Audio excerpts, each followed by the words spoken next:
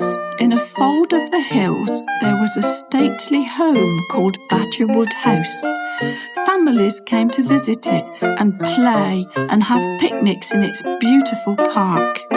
Behind the house was a children's farmyard with lots of animals. One of the animals was a piglet. His name was Piggo. Piggo and the paddling pool. It was a chilly day in autumn. Piggo was with his mum in the warm straw of their sty. He was quite happy there until he heard the noise. It went chug, chug, chug. Being terribly nosy, he just had to find out what it was. He told his mum, jumped the fence and set off. Thousands of leaves had blown down and swirled along the path in the wind. He trotted through them. They crunched under his feet and blew up into the air. 2 kittens were playing in the leaves. They belonged to Hattie, the farm cat. They were catching leaves, rolling over with them in their paws, and racing round in circles with their tails straight up in the air. Piggo stopped to watch them. "Look, there's a good one," he said, and showed them a big leaf slowly twiddling its way down to earth. Both kittens squeaked and ran to catch it. Piggo went on again, following the chug, chug, chug. He went towards the adventure playground, and the noise grew louder.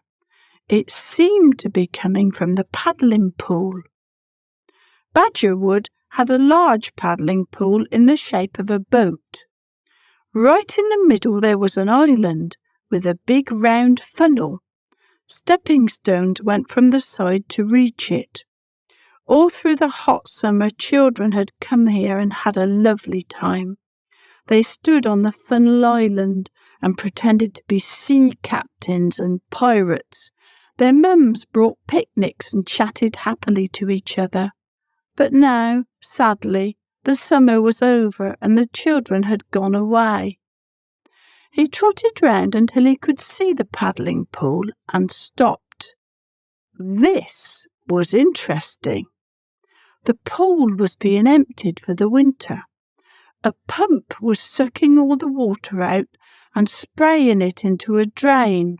It was the pump that went chug, chug, chug. Piggo watched until the last drop had been sucked out of the pool. There was a loud slurp, and the chugging stopped.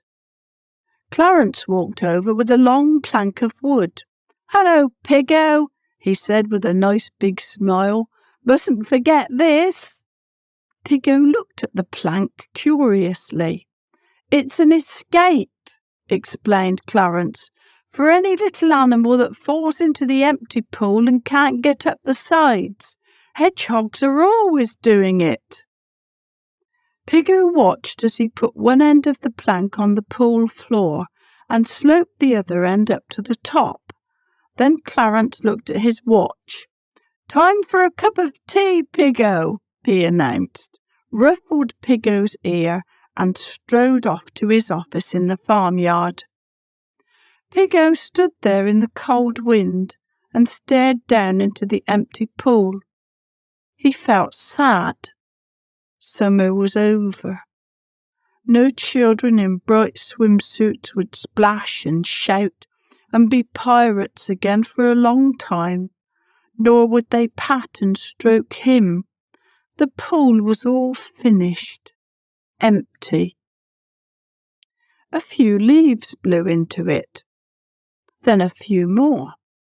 Next there was a big gust of wind, and a huge swirl of leaves blew in.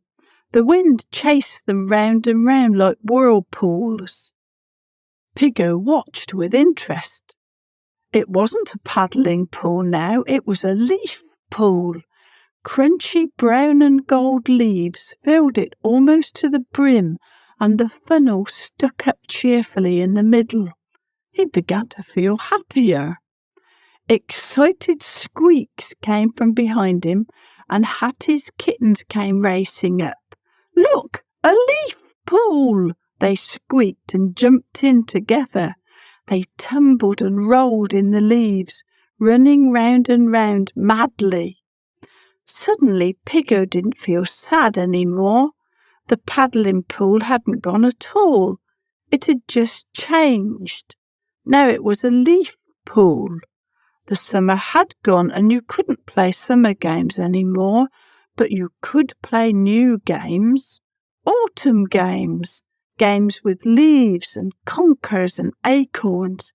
Games which were just as good. He looked up and saw a spotty lamb hurrying towards him, ears pricked. It was his best friend, Jacob. "Jacob! Jacob!" he called. "Come and see our lovely leaf pool." Then, being very careful of the racing kittens, he jumped into the middle of the crunchy brown leaves himself.